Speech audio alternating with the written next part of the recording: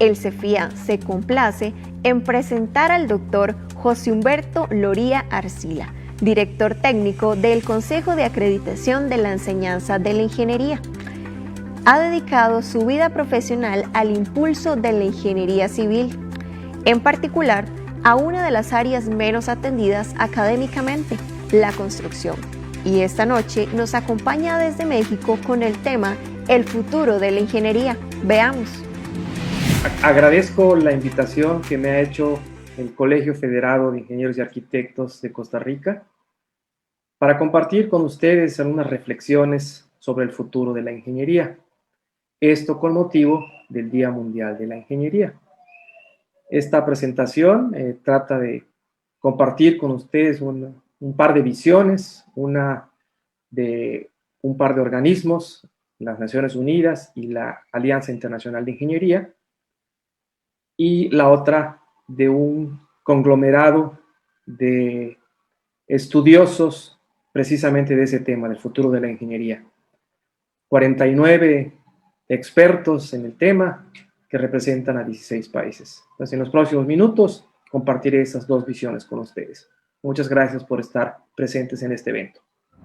Muy bien, veamos el futuro de la ingeniería desde un par de visiones, como les comenté en la introducción. Primeramente, quiero presentarles el contenido muy breve, son 4 puntos, dada la limitación de tiempo: la humanidad y la ingeniería, la visión de la ONU, en particular sobre el desarrollo sostenible y cómo esto influye en el rol de la ingeniería. Otra visión del futuro de la ingeniería de un grupo de expertos. Y finalmente, desde la visión académico y profesional que un servidor tiene al respecto. Empecemos con la humanidad y la ingeniería. En esa búsqueda de un mejor nivel de vida, una de las preguntas que nos hacemos es: ¿hacia dónde va la humanidad? ¿Cuál es su futuro? Dos visiones al respecto es: hacia un laberinto, hacia lo desconocido. Yo creo que ambas respuestas o ambas incertidumbres, ambas preguntas son válidas. El camino es desconocido, pero no. Los ingenieros trabajamos con incertidumbre, pero también tratamos de influir en ese futuro. ¿Y cuál es la aportación de la ingeniería? ¿Qué rol desempeñaremos los ingenieros en ese futuro de la humanidad? Probablemente será un rol muy protagónico, porque desde que la humanidad tiene sus inicios en la historia, la ingeniería siempre la ha acompañado. Para ello, debemos fijar nuestra atención en las instituciones líderes. Primeramente, la ONU, porque engloba a prácticamente todos los países del mundo, a través de la WFEO, que es la World Federation of Engineering Organization, que está haciendo un trabajo muy importante en los últimos 3 años. Se ha unido con la Alianza Internacional de Ingeniería, la IEA, y otras instituciones líderes que están trabajando precisamente en vislumbrar el futuro de la ingeniería, pero con datos reales basados en perspectivas. Muy bien, veamos primeramente cuál es la visión de la ONU, en la cual, desde luego, el desarrollo sostenible o desarrollo sustentable es una prioridad. Para ello han integrado 17 diferentes acciones, están presentadas acá. Nosotros nos vamos a fijar particularmente en las que están relacionadas con la educación y con la práctica de las profesiones, particularmente de la ingeniería. Para ello, la WFO estableció la Declaración de París el 7 de marzo de 2018, en la cual, a través de los países representados por esta organización, se acordó esta Declaración de París precisamente, en la cual resaltan 3 elementos fundamentales. El primero es incrementar el número y la calidad de los graduados en ingeniería. Hacer precisamente una difusión muy amplia para que más jóvenes, particularmente más jóvenes mujeres, adopten las diferentes ingenierías que atienden las necesidades del mundo. También otra actividad principal es difundir los estándares globales sobre la educación en ingeniería, de tal suerte que se establezcan una variedad de sistemas que fortalezcan la formación de los futuros ingenieros, así como establecer capacidades para que a través de instituciones sólidas los programas de ingeniería realmente puedan atender las necesidades de la humanidad. Esto llevó posteriormente a establecer el programa de la Ingeniería 2030 de la WFO.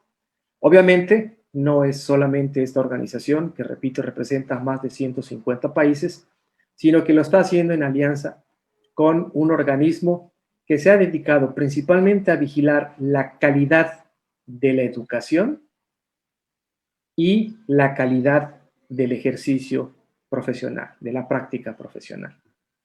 Para ello establecieron principios de acción, 12 principios de acción. Aquí los comparto con ustedes. Animar a los jóvenes ¿a qué? A considerar la ingeniería como una carrera profesional.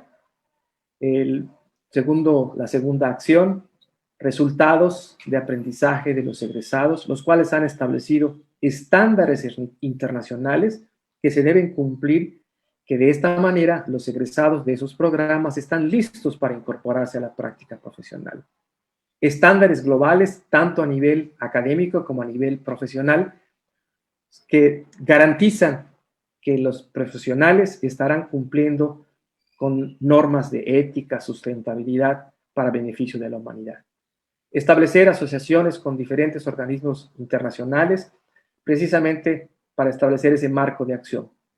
Apoyo al desarrollo de sistemas nacionales para la formación de los nuevos ingenieros, incrementar la capacidad de los organismos acreditadores, incrementar la capacidad de las instituciones profesionales de ingeniería, así como establecer vías de desarrollo profesional, de tal suerte que los egresados satisfagan las necesidades de los usuarios, de sus empleadores, de la sociedad. Apoyar el registro nacional e internacional, tener una base de datos que permita esa movilidad profesional entre países, que esté reconocida precisamente por esos países y no haya necesidad de estar haciendo diferentes registros en todos los países. Tan solo registrarse en un solo país, a través de estos organismos internacionales, se reconocerá, se homologará la práctica profesional. Desde luego, también los organismos, colegios de ingenieros, servir como enlace con los gobiernos. Establecer una plataforma internacional que permita a todo mundo conocer esos estándares de ingeniería y finalmente informar sobre los avances que se estén logrando. En particular, de las 17 acciones que establece la ONU para el desarrollo sustentable, hay dos muy importantes que debemos tomar en cuenta. Para la formación de ingenieros es la acción número 4, la educación de calidad, y la acción 17, establecer alianzas con los organismos profesionales para lograr esos objetivos. Para ello, con ello se podrá lograr la buena calidad de la educación. Pero esta buena calidad de la educación tiene unos atributos que son los que nos permiten establecer que realmente esta educación es de buena calidad. La pertinencia, entendida principalmente como la relevancia y sus diversos entornos y contextos en relación con las demandas y necesidades de la sociedad. Idoneidad, que se relaciona con la adecuación y suficiencia de los conocimientos, habilidades, capacidades de las personas responsables de precisamente ejercer la ingeniería.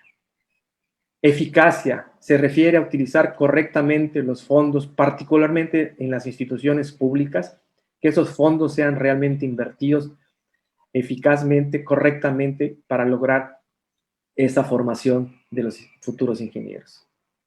Eficiencia para minimizar estos recursos. Equidad e inclusión. Es muy importante que mayor número de mujeres se incorporen a la ingeniería, una visión más amplia de esta condición de mujer que les permite en muchos casos, ver cosas que los varones no podemos, incorpora innovación, creatividad, nuevas visiones a la ingeniería, que definitivamente se ha comprobado que le hacen falta a nuestra profesión. Y trascendencia, es decir, que esto vaya más allá de nuestro mundo actual, sino que visualicemos cómo estará el futuro. Para ello, se declaró una serie de compromisos de trabajo conjunto. No los voy a detallar, pero sí quiero remarcar un par de ellos. El número 3, por ejemplo, ampliar el alcance global de los acuerdos de la Alianza Internacional de Ingeniería, la cual tiene 3 acuerdos académicos y 4 convenios profesionales. Estos acuerdos académicos y convenios profesionales son los garantes de que, primero, los estudiantes están recibiendo una formación verdaderamente competitiva que les permita transitar en todos los países. Y los convenios profesionales son los que también son los garantes de que todo ingeniero realmente se apega a las prácticas que garantizan que está cumpliendo con su labor para la sociedad. El número 1 también lo quiero remarcar, es el marco de referencia que establece los atributos de egreso y las competencias profesionales, GAPC, el acrónimo con el cual se establece esto, en el cual se está haciendo una revisión de los atributos de egreso que actualmente son vigentes en los diferentes acuerdos educativos para incorporar 2 elementos, o varios elementos, pero entre ellos 2 destacan muy importantes: la equidad y la sustentabilidad.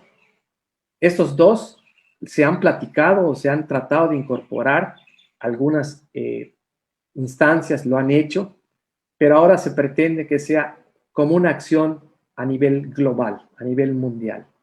Y hay una tercera, muy importante, que cada vez la sociedad está exigiendo más: la práctica de la perspectiva ética. Entonces, la ética cada vez va a ser más relevante, ya lo es, pero cada vez será más relevante. Entonces, estos 3 elementos, equidad, sustentabilidad y ética, estarán ahora explícita tanto en los atributos de egreso como en las competencias profesionales que regirán primero la formación de los futuros ingenieros y la práctica profesional. Entre estas 2 instancias han identificado cuáles son las necesidades que la sociedad ha identificado también, y están aquí listadas. Definitivamente, respetar la sustentabilidad de nuestro planeta, la diversidad e inclusión que sean verdaderamente banderas en la formación y en la práctica profesional, incorporar las nuevas tecnologías y disciplinas emergentes en la ingeniería, considerar el entorno tecnológico y los nuevos esquemas de aprendizaje que están cambiando muy rápidamente, la ética, como he mencionado, y algo también muy importante: algunos chicos creen que cuando concluyen su carrera ya han terminado toda su preparación, cuando que ahora se ha visto que esta práctica debe continuar a lo largo de toda la vida, de todo el ejercicio profesional. Aquel que no lo haga rápidamente dejará de ser competitivo.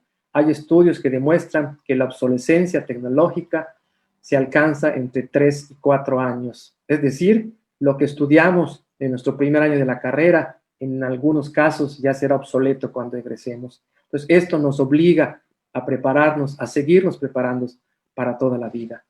Y no se diga del pensamiento crítico, el cuestionarnos sobre lo que hacemos, el incorporar la innovación y también evaluar los resultados de cada una de nuestras acciones, cómo afectarán en el corto, mediano y largo plazo.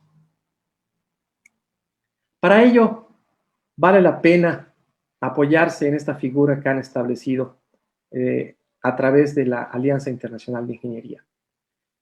Esta figura representa todo el ciclo de un ingeniero, desde su formación en la licenciatura o en el programa de ingeniería hasta su tránsito en la práctica profesional. Esta línea Azul continua, esta flecha que va de izquierda a derecha, tratando de reflejar el tiempo, y de abajo hacia arriba, tratando de reflejar la mejora continua, ocupa precisamente la trayectoria de un ingeniero. Primero, en la etapa de su formación académica, en la cual debe de cumplir con los estándares internacionales establecidos. Particularmente debe de demostrar que al momento de egresar cumple con los atributos de egreso, es decir, que tiene las competencias, las capacidades para ejercer la práctica de la ingeniería a un nivel apropiado, cualquiera que sea esta la disciplina de la, cualquiera que sea la especialidad de la ingeniería. Es decir, está proveído de una formación, de un aprendizaje que puede evidenciar que sabe hacer, es decir, tiene las competencias para hacer. No un conocimiento enciclopédico, sino sabe hacer. Entonces, para esto, ese es el primer punto, se debe evidenciar los programas de ingeniería y los chicos que están insertos en esos programas deben demostrar que cuentan con esas competencias, con esas capacidades. Pero luego transitan a su primera etapa como profesional, en la cual se incorporan y deben de, luego de 4 o 5 años, se espera que evidencien que están cumpliendo o que están logrando los objetivos educacionales propios de cada programa de ingeniería que hayan estudiado. Estos objetivos educacionales son la manifestación del éxito que se espera de nuestros egresados, de nuestros estudiantes, luego de 4 o 5 años de haber egresado.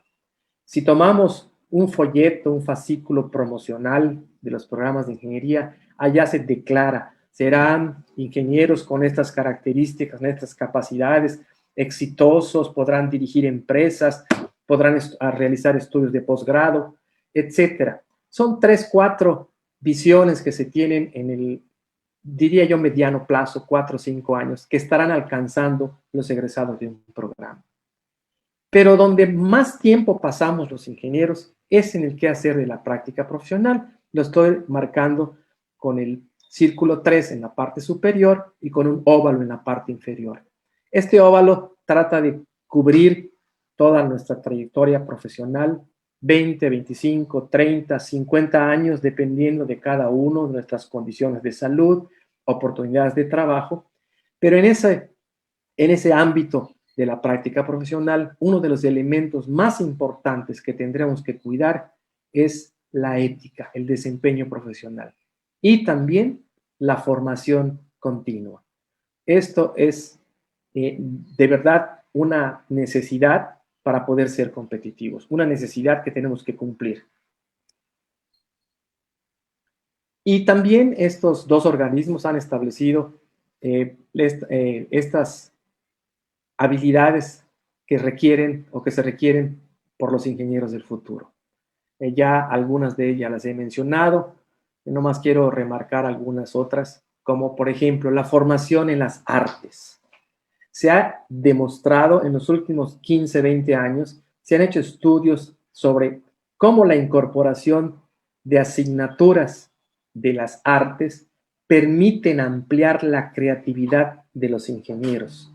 Estamos acostumbrados a los aspectos tecnológicos principalmente, pero las artes definitivamente ayudan a ampliar la creatividad, la innovación a los ingenieros. Entonces, cada vez va a ser mayor el número de asignaturas de artes que se irán incorporando. Estas también deberán ser en ambientes multidisciplinarios, porque esto permite visiones de otras áreas, como pudiera ser la abogacía, no se diga la medicina. Uno de los aspectos más importantes de vinculación con otras carreras será en el área de las ciencias de la salud. Las habilidades empresariales, a los chicos deberán aprender a tomar riesgos, desde luego con riesgos controlados, con condiciones de incertidumbre, pero con datos que permitan minimizar esa incertidumbre y, desde luego, con un enfoque de pensamiento crítico. El trabajo en equipo cada vez será mucho más importante, querramos o no, ya los los proyectos que nos toca realizar son cada vez más complejos. Esto nos obliga a trabajar en equipos inter, intra y multidisciplinarios. Pero esta visión no es la única. Hay otra que se realizó a través de un estudio muy detallado que se hizo se invitaron a 56 expertos en el tema de la ingeniería, su visión, el impacto en la sociedad. Respondieron un número muy alto, una respuesta muy alta, 49 de esos 56, representando a 16 países, principalmente en Europa y los países asiáticos. Esta visión está plasmada en diferentes documentos. Aquellos que estén interesados, aquí están los datos de estas tres fuentes que estoy incorporando, en particular la del lado derecho, las capacidades futuras de Daniel Ehlers, el coordinador. Se los recomiendo definitivamente. Buena parte de lo que voy a presentar en las siguientes diapositivas está tomado de ese documento. ¿Cómo visualizan estos expertos? 3 dimensiones de las competencias que requieran los ingenieros del futuro, agrupadas primero en el sujeto, que es lo que hace el sujeto, su toma de decisiones, etc. Del objeto, prácticamente el ejercicio de su disciplina y cómo ésta impacta en el mundo. Entonces, estas 3 dimensiones son fundamentales para considerarlas. Y estas 3 dimensiones las han desarrollado, las han descompuesto o desglosado en 17 competencias. No tenemos el tiempo para avisarlas todas, pero sí quiero remarcar un par de ellas. Recordemos que el diseño es la esencia de la ingeniería. No podemos concebir a un ingeniero que no sepa hacer diseño. Entonces, permítame enfocar la atención de ustedes en 2 de estas competencias. La de diseño, ¿sí? Es esta, la voy a señalar acá con el cursor, donde están estos triangulitos, está en el renglón de medio, el cuarto círculo. Diseño de la competencia de pensar todo el tiempo como ingeniero en el diseño. Esta competencia es muy importante, se refiere a la capacidad de desarrollar proyectos concretos y creativos, soluciones para las organizaciones, procesos o productos que integren y resuelvan las necesidades de los grupos de interés. Además, contar con las habilidades metodológicas de tal suerte que permitan integrar a los ingenieros en la cultura organizacional. El diseño cada vez es más inter y multidisciplinario. Y otra competencia que también es importante señalar es la de la ética. Esta competencia de la ética se refiere a la capacidad de percibir un problema o situación como éticamente relevante. Significa desarrollar posiciones sobre qué se debe de hacer. Yo como ingeniero, ¿qué debo de hacer? Sopesando tanto valores como intereses y consecuencias de nuestro quehacer diario. Esta competencia sobre la ética también incluye la comunicación de las posturas éticas que adoptemos y cómo los diferentes entornos que rigen o que norman nuestro quehacer que debemos respetar. Estas se agrupan, estas 17 competencias, en estas 3 dimensiones, tal como se muestra en esta figura. Son 9 relacionadas con el sujeto, 4 relacionadas con el objeto y 4 más relacionadas con el mundo. Del lado derecho está el modelo que muchos ya conocen, el modelo de la triple hélice, y cómo estos expertos visualizan, se van conjuntando y se van desarrollando a lo largo de la vida profesional estas 17 competencias que son necesarias para ser un ingeniero exitoso. A su vez, las muestran también en cómo interactúan desde estas 3 dimensiones. la dimensión del sujeto, del objeto y del mundo. Y cómo hay puntos en el cual estas interactúan, son los puntos relevantes en el cual el sujeto se relaciona con la empresa, el sujeto se relaciona con su disciplina, con su quehacer diario y cómo también con la sociedad y con el mundo. Esto llevó a plantearse una pregunta o varias preguntas, entre ellas cuáles son los escenarios futuros que se pueden plantear y que estos definan los motores, las guías de la educación superior para el futuro. Y acá se establecieron 4 motores, con diferentes porcentajes de influencia o de probabilidad de influencia en la formación de los futuros ingenieros. Empecemos por el enfoque en las capacidades o en las competencias futuras. Se consideró que por el 76% de los expertos como el relevante, el más relevante. Eso no quiere decir que no hayan considerado a los otros 3 motores como importantes. Nada más que se les pidió que los priorizara y el 76% de ellos estableció que el enfoque en las capacidades futuras es el más emergente de esos motores. Otros lo enfocaron en el estudio multiinstitucional, es decir, un estudiante ya no se formará en un solo programa, en una sola institución, sino en diversas instituciones y no solamente en su lugar de residencia, sino en otras ciudades, en otros países inclusive. Otra es el aprendizaje para toda la vida. 2 de cada 3 de estos expertos consideraron que el aprendizaje para toda la vida es relevante para el quehacer profesional del futuro. Y finalmente, la orientación de los servicios, donde los vamos a enfocar. También se les preguntó de estos 4 motores, ¿cuáles son en este momento el porcentaje de aplicación en este momento?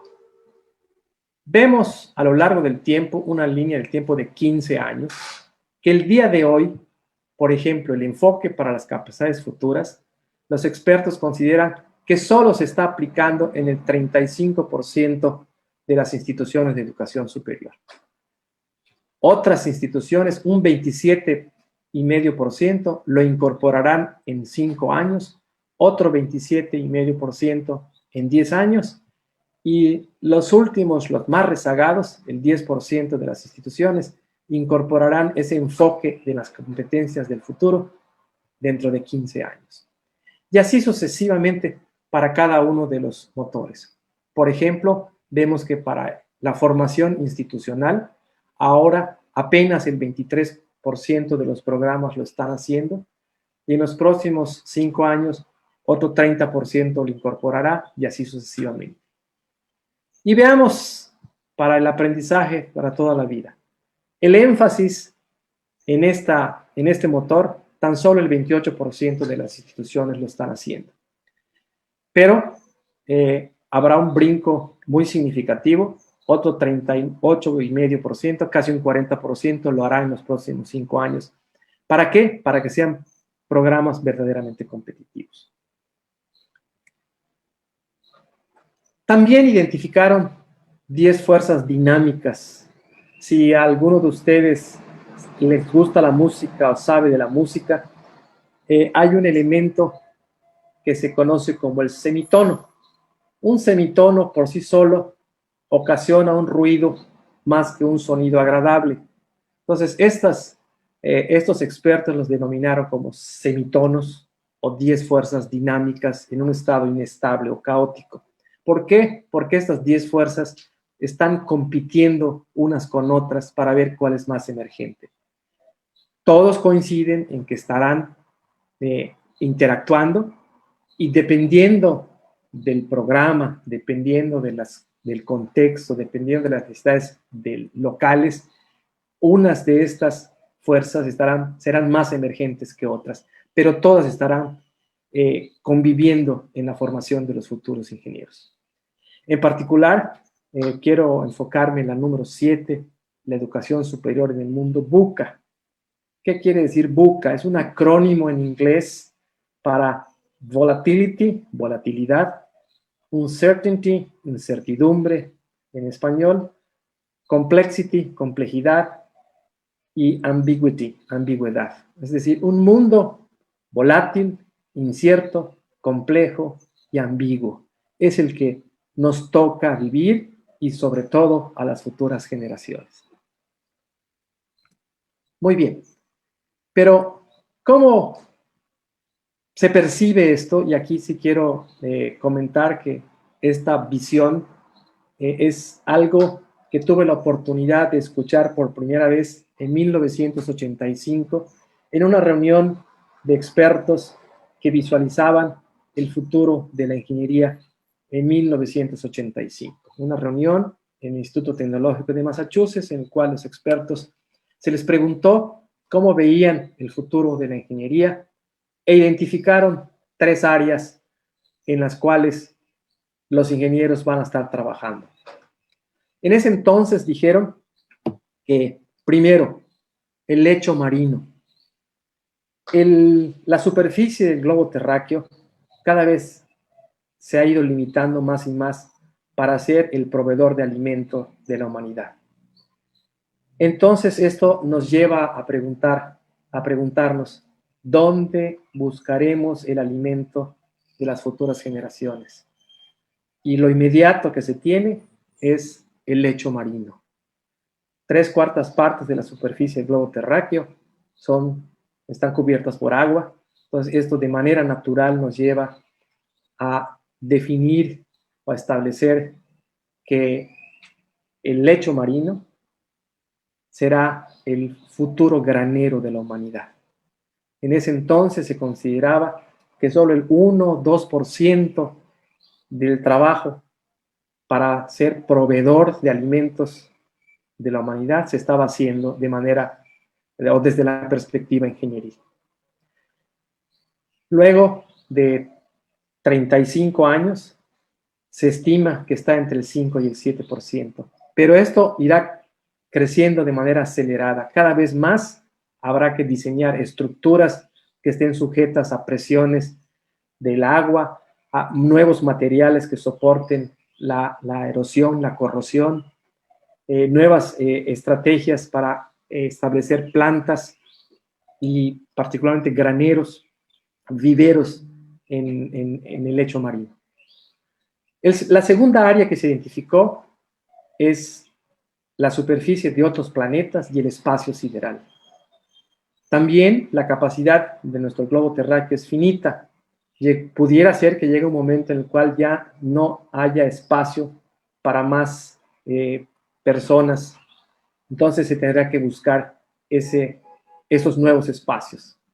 En otros planetas también se ve como ciencia ficción, pero pues apenas hace unos cuantos días fuimos testigos de una hazaña de la humanidad, que una nave se haya posado en la superficie del planeta Marte para hacer una serie de experimentos. Entonces, nuevos espacios para la convivencia del ser humano, tanto en esos planetas o en otros satélites inclusive, o por qué no, como se muestra en la figura, en estaciones espaciales que permitan establecer medios de vida para el ser humano.